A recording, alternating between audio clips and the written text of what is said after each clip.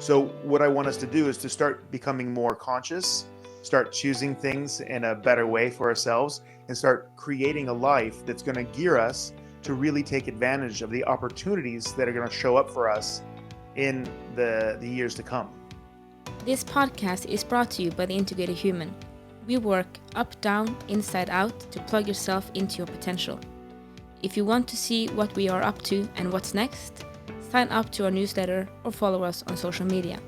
If you like what we are doing, we really appreciate it if you can like our post on social media and YouTube and help us grow.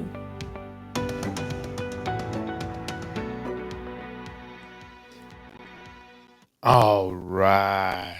Welcome to the Big and Small Podcast. I'm Jason Shields and I'm big. And I'm Marit Gabrielsen and I'm the tiny one. Yeah. Yes. Hello. Good day. Back in the seat. Tell us what's up. Projections. Oh. That's what's up. Nice. Tell me. I never understood the word. It's fascinating. I seem to understand that today we're jumping right into the question. Bring it. No warm up. No warm up. Right into the question. So I realized, at least for myself, that sometimes to really understand something takes time. Yes. So you get to the point where you have heard a thing so many times that you can say it back. Yeah. You can rephrase it. You know the right thing to say. Yeah. When we say mothers and fathers and teachers and preachers, yeah. They become the thing that you say, but you don't actually understand it. Yeah, you don't actually feel into it and really you haven't explore. Realized what that actually is. Yeah. So I realize I've done it myself. I see that in others that you kind of start to say smart things, but you don't understand. You don't own it. You don't understand what it is. You don't embody it. You haven't worked with it. So one of the things is, for instance, mothers and fathers and teachers and preachers. And then you start to understand that if you decide to work with it and you actually start to understand, it's patterns that I've gotten from my mothers and fathers and teachers and preachers. And you can actually work with it. And you also notice a difference often when people say smart things and it comes from, I know what to say. It's kind of you study for a test and you can re-say it back. So the teacher asks a question as you can, regurgitate. Give the answer back. What was that? Well, I don't regurgitate. know. I never heard that word. Oh, that's basically throw up. You vomit the answer back. Yeah, but you don't have any understanding of the concept. So when they start, you say the right words, but when you start with the teacher, then start asking the questions around it, Bam. You go blank. Yep. And I see that also a lot of people in their process that they start to say the right thing, but you can feel they don't embody it. I talked to a friend once. He was going through a breakup, and we said that you will understand when people talk to you that if they say that it will go over, you will understand if they've gone through it or not. And then he met his aunt walking on the street, and he was heartbroken. And he was so tired of people saying, it will go over and it gets better. You'll be okay. And you'll be okay. He's like, fuck, no, it's not getting... Yeah. I'm broken. Yeah. What are you talking about? And then he met his aunt, and she touched his shoulder and said, it will get better. And he said that was so different because she had lived it. Yeah. Her life is, because she had gone through a breakup that he knew about. Yep. And her life is better. So when she said it came from a different place than someone that just, it will get better. Of course it will. Exactly. So that's introduction to this thing. And for me, one of these words, because we do have these words that I understand it, but I don't understand it. Because we talk a lot about projections. Yeah. And that we project things. Yes. And for many years in the beginning, when we talked about projections, I thought about, the overhead you had in school. Yeah. I'm like, what is he talking about? Overhead projectors. Yeah, that's why I had it for me. And it's still I find it's a very interesting word. I feel it's a very provoking word Yeah. because my think Handle your projections. yeah, like I don't project, No. and I realized well maybe you don't see your projections That's it. most of the time Yep. because it's a reflection of you. So that's why I would like to talk about the word projection because it's a word that I starting to kind of go deeper inside me. Like I've kind of understood it. I've started to use it, and but I see that, and it's still it's still a triggering word, and I often find that when it's triggering in some way that, and doesn't mean that you throw a shit fit. It just means that you can feel a reaction coming. I feel that something in me going when we say you are now projecting. Yeah. And again, just the word you are projecting makes something in me go.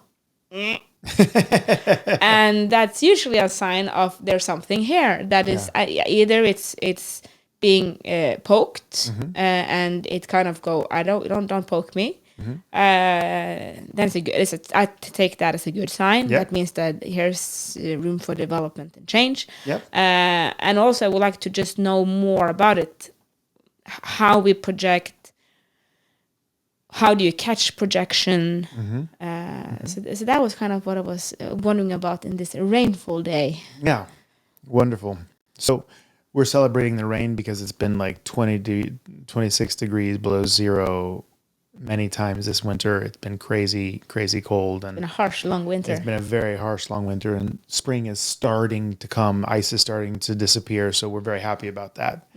Well, there's a few things I'd like to comment on and then get right into the nitty gritty. The nitty gritty of projection. Okay. So to start with, My whole body's just going, no, I don't wanna. It's so funny. It's so funny. Right. Ah. well, not to judge anything with repeating words that people don't actually understand. They know it's the right thing to say, but they don't really feel it. They're not that thing. They don't live that way. Well, you have to recognize stuff before you can own it. Like before you can have a house, you kind of have to know it's a house. So that people kind of say the right words is actually a step in the right direction, of course, but it's not an owning of the knowledge, right? There's a lot of yogis who can recite the Vedas, which is like the holy scriptures from the Hindu religion, backwards and forwards, and they can argue the fine points, but they're not enlightened, and they're not, and I'm not judging that. They say it themselves. You can be a scholar, but not live what you know.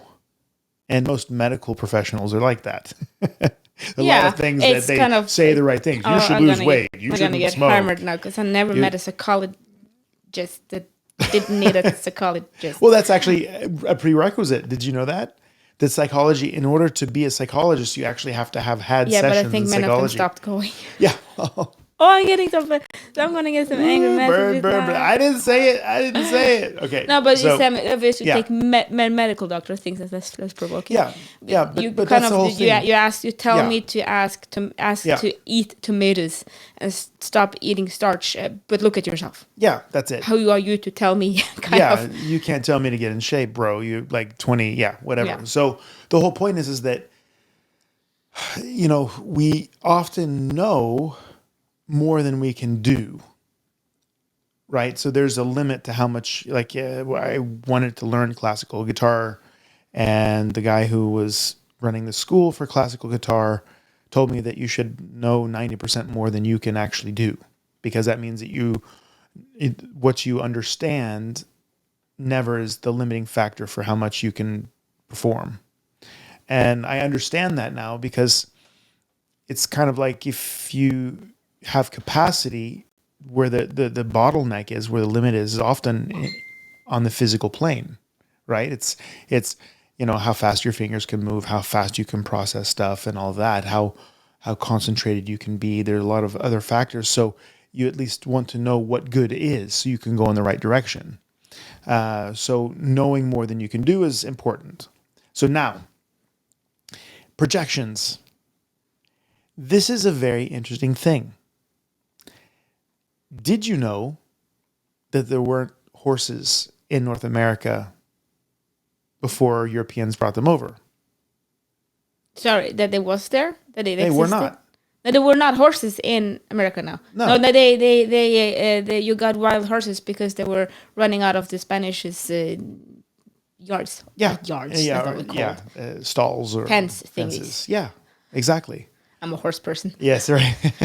Fence thingies. So the reason why I'm saying that is that the first reports of Indians seeing men riding horses was that they thought that the horse and the man was the same thing. They thought it was a centaur. For Yeah, real. that's so fun. Oh, that's Right? so nice. Yeah. They thought they were centaurs, had no understanding. And if you asked an Apache or a Navajo Indian if they wanted a horse, they would say yes, and they would eat it. And you're like, what? Why don't you want to ride it? No, because they could outrun it.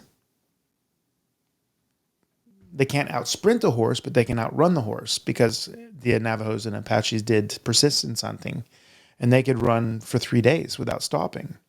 Same thing with the Tarahumara Indians. So I bring that up as some cool factoids, but what I'm saying is that the way we assign use and meaning to a thing or another person is based on reality or based on our reality. Our reality. Based on our reality or our reality and what we know.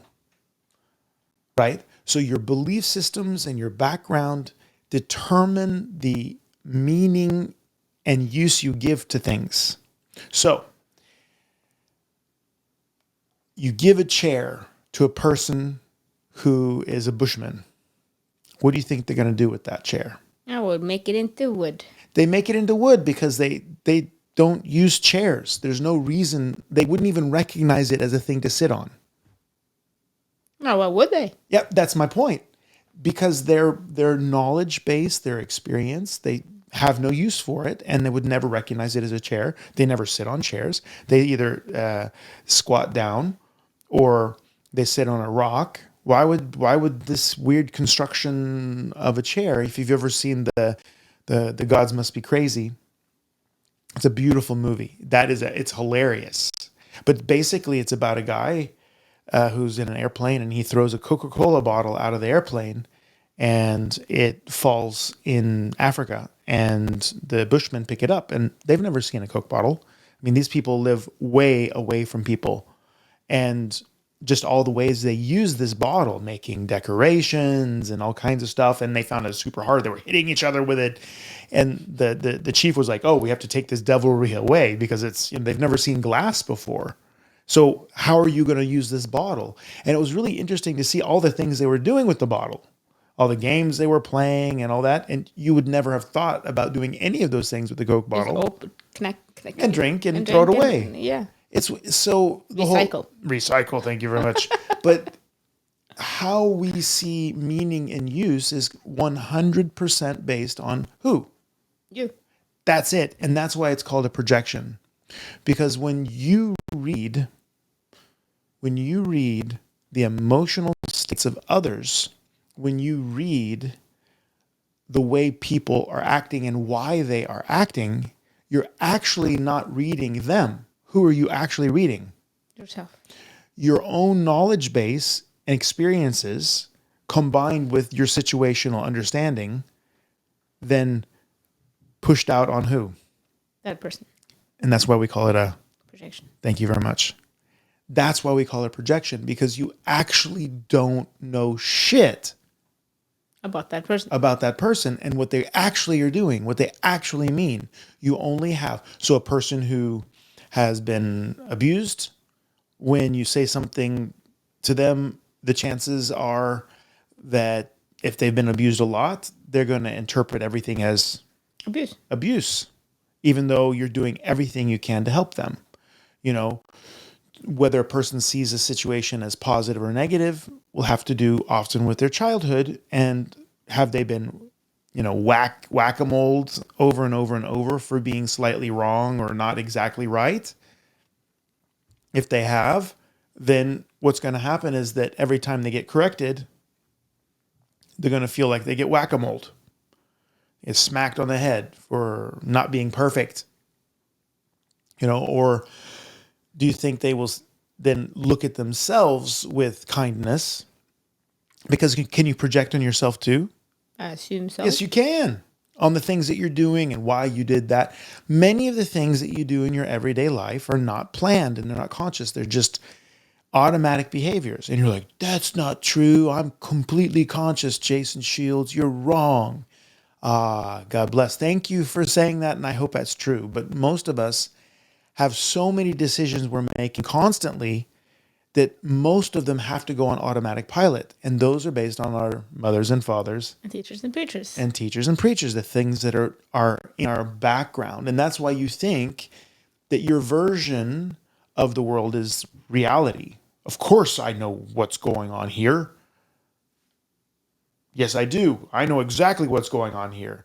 But that understanding is coming from my past, which may be more or less conscious. Now, I've used lots of words here, and I'm sure that most people listening to this should actually go back and listen to what I just said 100 times to really try to figure out what I just said. If you understand what I just said, I'm giving you the ultimate power to recreate the story of your life, the way you experience yourself, and how you project yourself into the future. Rewind, my friends. Rewind. How many people do you think are going to rewind? No comment. Right? So the whole point is that projections are an extremely important part of survival behavior because you have to make fast decisions. So your body has this, your mind has this recognition algorithm. I've experienced it before, therefore the likelihood that I'm going to experience the same thing again is going to be high. When people say we need to have a talk, Yeah. everything's going shitway sideways. Yeah, oh my God, because when your mom or dad said that. Yeah, then you did something bad. But Yeah. they just needed a talk because I was wondering if you wanted apple or oranges. Yeah, we had to talk because I want to make sure I make the right cake for you. What? Thought you were going to yell at me. No, I'm making a cake for you, bro. But you usually don't get that far because you're coming in angry and Yeah. What's they called? Defensive. Defensive. Yeah, that's it. Exactly. And these are really interesting things. So we have a tendency to play out our past, especially if it's unconscious experiences or traumas, over and over and over. And that's why it's so important to kind of do self-work. People are like, well, I don't need to do self-work. I just want to have it good. I have a good life. I want to have it good. Yeah, until something slightly sideways happens, and then your reaction patterns start to come out, and the way you project outside into the outside world becomes crazy because people think that stuff happens out there and comes to them. But in reality, because we're projecting, It's inside out. it's inside out. Actually, we don't know it because we just see our consciousness bouncing off the outside world and giving us experiences. So But that's why one of the first thing we started doing for me, it's a blue belt in jiu-jitsu at that time, was to look at facts. yeah, And that helps me so much every day. Just today, I saved something. I will not say what, but I saved something. you tell me after. Yeah, I'll tell you after. No, because there was emotional energy in the room because of what we were doing. And I know 3 years ago, I would just say, God, fuck it. That's the way it is. I just done it. Yeah. And now I just went, I'm just going to send an email. Just to check. Yeah. Just going to do that. Yeah. Turns out what we were supposed to do was wrong. Yeah, exactly. So right. and then it just, okay. But Yeah. then I just send it by email then. Yeah. Done. I thought I needed a pigeon to do this. So kind of, it saves you so much. And it also a lot of, you are in constant contact with people Yeah. in good and bad. And it's a sideways comment or it's a the people coming into hot or whatever it is, it and kind of it hits in the face, to just be able to kind of, okay, why did this happen? Why is it like this? What do I feel? What do I think? And what's the facts? Those are very three different things. Yeah. Although we feel the way we feel, and that's who it is, how it is, and what we think is the law. But then you have it's reality. Nothing's this, because I think that's the interesting part, because many of us realize that, and we do agree that your emotions may not be right. You may feel something and it's not be situational appropriate, or you can understand that you can be angry about something that you shouldn't be angry about. Yeah, and we call that the emotions going up and making the head make ideas. Yeah. But I think it's very fascinating, because I get much more friction, if you call that, with people when I said, but not everything you think is true. Yeah. It's true. It's the fact. Yeah. And that is much harder for many to accept. Yeah, exactly. That what they think is reality and fact is not. Yeah, at all. Yeah, exactly. That's such a brilliant way to look at it also, but that's projections. Because anytime you make an assumption, anytime you react, anytime that you make an idea that this plus this plus this has to equal this, without knowing that that's what that person meant or anything like that, that's so often the case. And how many times in your life, if you're a grown-up, has a situation gone sideways and you wonder, how the hell did this go sideways? I came in here with good intentions and I was all happy, and now they're angry and I'm angry and everybody's yelling, and what the hell happened? I think a lot about that when we do think about parking tickets. Yeah. I think parking tickets is very interesting, because we have very aggressive parking ticketing people. Oh my God. Boss. They are the most efficient workforce. They are so ever. good at their job. They're amazing. And you guys think, no, ours are better. No, ours are better. These people they 3 are, times. They are insane. Oh my God. Good at their job. Yeah. And there has been some controversies about it, because Maybe they're too good. Because some of them are maybe you have the word in Norway is shun. What would that be? To use a little bit of I don't know, a little bit of consideration, situational awareness, situational awareness. It's allowed to have some heart in your job as well. Yeah, and just not be when you kind of just run the rules. You're just running the rules. So some old lady on a walker is walking as fast as she can towards her card and try to pay more, and you give her a ticket because she's 2 minutes late. She's like, it's like, bam, have a ticket, lady. Most people get tickets. But it's very interesting, because I realize this one of the people I hear most projections on, and people are so angry with them. Yeah. And it's first of all, and I had a friend, he came up, he was high as a kite of anger and frustration, and because he got a parking ticket. Damn. And I said, yeah, but did you pay? No. Yeah, but then they're out to get me. I was out to get me. Like, but did you pay? No, but they're getting everybody, and I'm like, squeezing it. Yeah. Did you pay? No. But that's their job. Yeah. Is to get guys just like you. That's their job. So I don't think it's a very grateful job. Oh my God. No, but they are no. But did you pay? No. Yeah, but usually I do. Yeah, but did you pay? No. Yeah. Maybe you shouldn't yell at the parking man because he was doing his job and you forgot to pay. Yeah. No, maybe not. So it's just it's a lot of. I think this is the professional list here in Voss I heard the most projections on. Yeah. And but then it's so interesting to see the situation, because what they did, because they feel so unfairly treated, because they usually pay for parking. Yeah. But this time they forgot. The rule is if you don't pay for parking, you get a ticket. You get a ticket. That's it.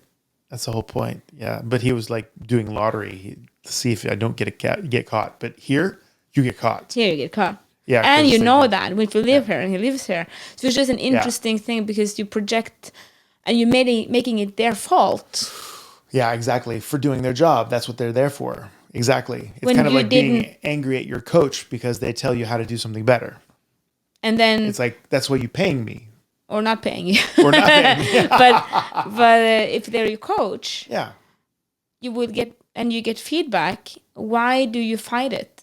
Yeah. Why not take the coaching? Because if you, I realize I Yeah. experienced that we do that in jiu-jitsu, that if you don't give coaching, Yeah. we get yelled at for not giving coaching. Yeah. But then you give coaching, Yeah. and you get yelled at for giving coaching because, or you get the you whole. could have said that nicer.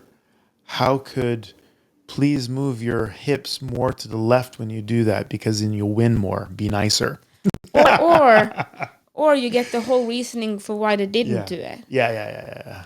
And it's just very because then, and of course, because when you get corrected, you then are doing something wrong, which means that you are not perfect, which means that you are at fault. So you need to protect yourself. Yeah, and often While attacking the other person. Exactly, and often people were shamed.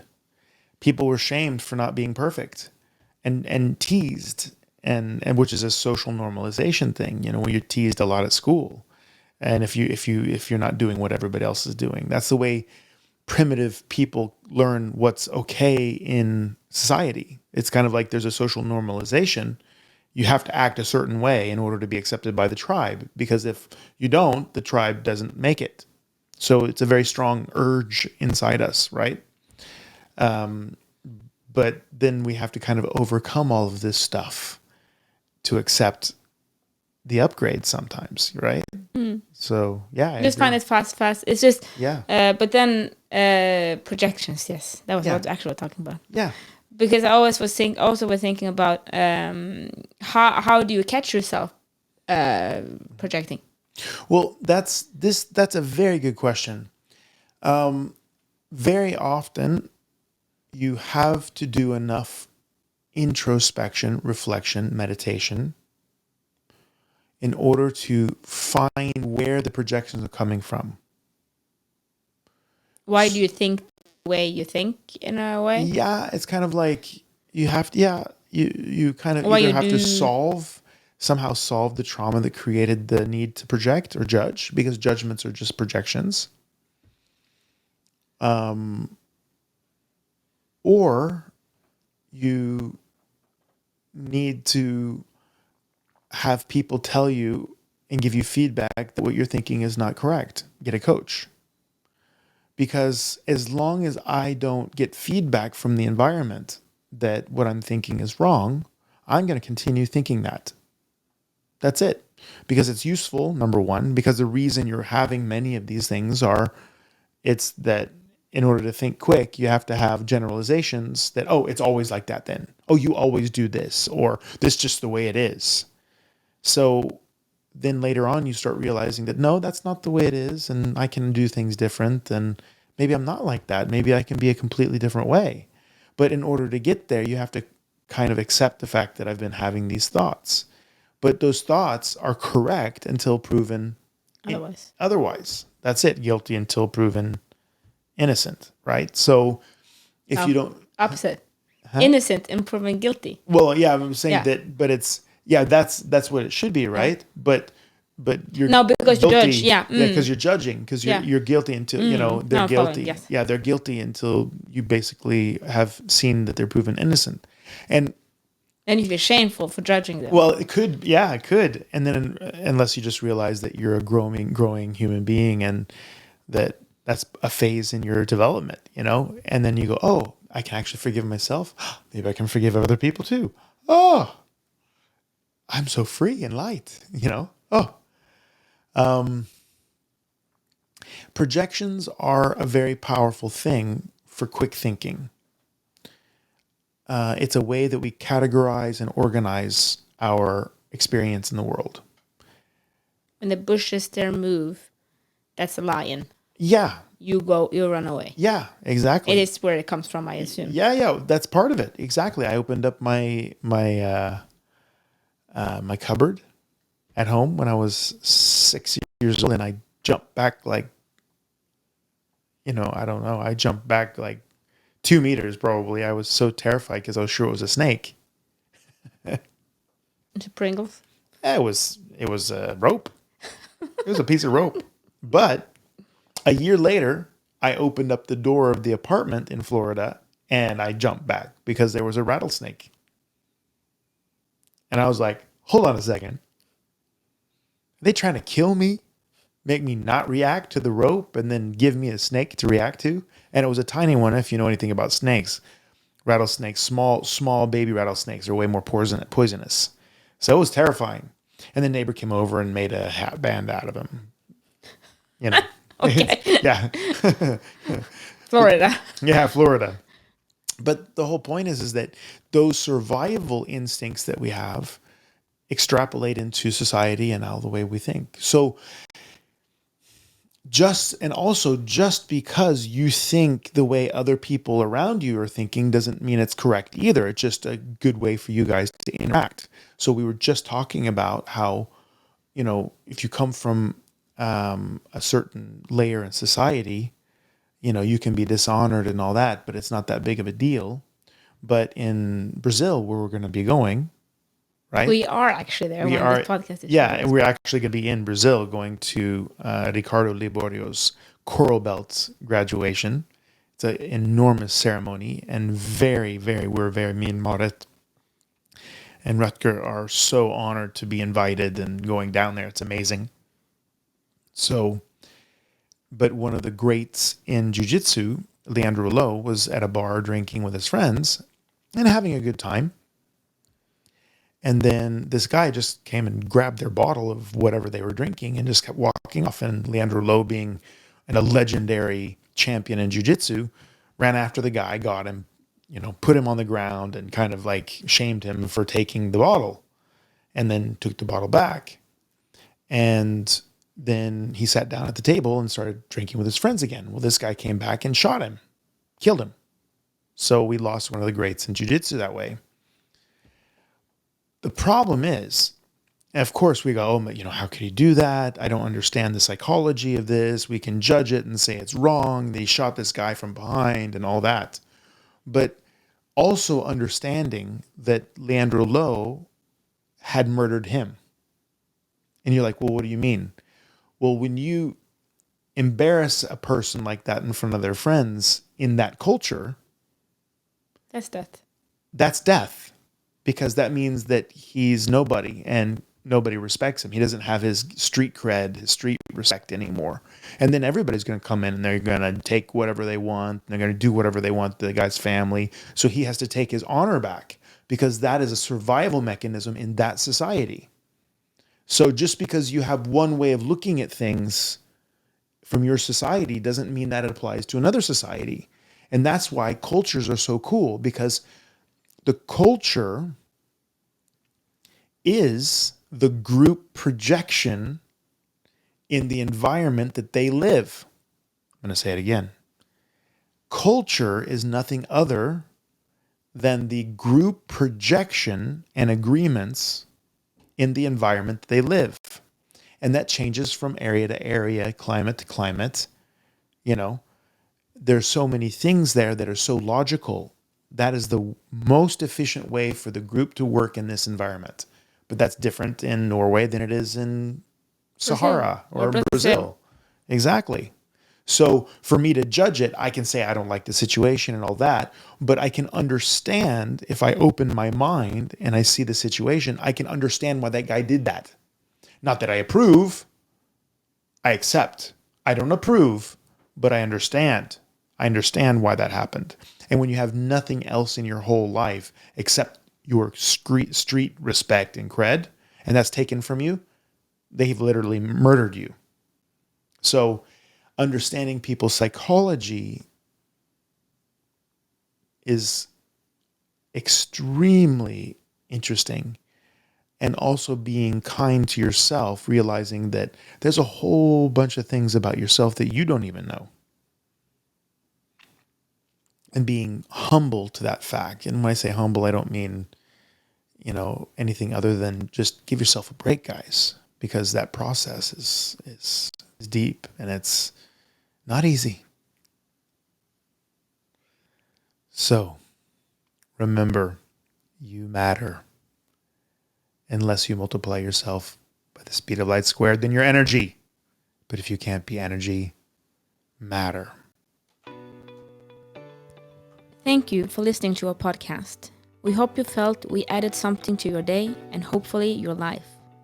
If you want to learn more, subscribe to our newsletter and find us at integrated-human.com. That is integrated-human.com. Integrated Human on YouTube and other social media platforms. Have a great day and thank you again for listening. Love, light, and upgrade from us at the Integrated Human team.